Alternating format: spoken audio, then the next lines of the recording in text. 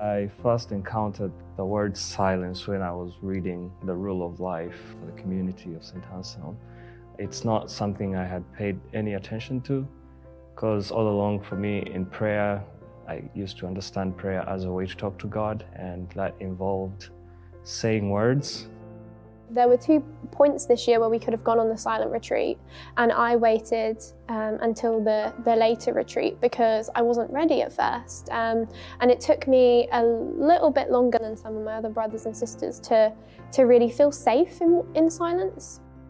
So when I arrived in the community of St. Anselm and we said we will have lot of time of silence, it was not a surprise for me, and it was not difficult for me because I'm a quiet person and I really enjoy to be in silence. I think it's very important if you want to know God.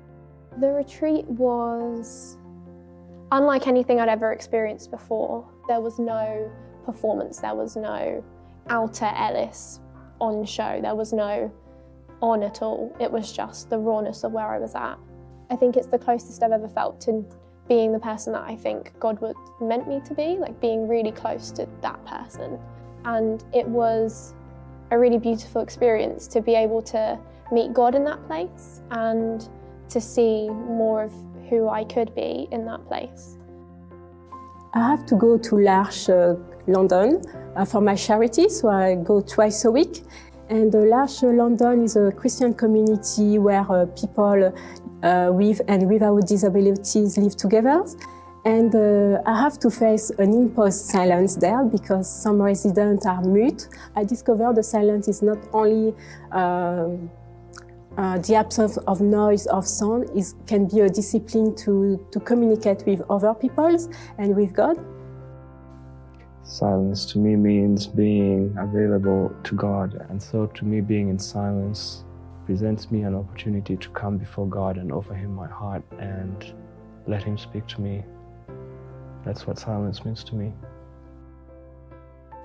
I feel like it's now a more clearer way for me to have a one-on-one intimacy with God, and I actually think it's something I've grown to love, and I think I might be enjoying more silence than I ever thought I would.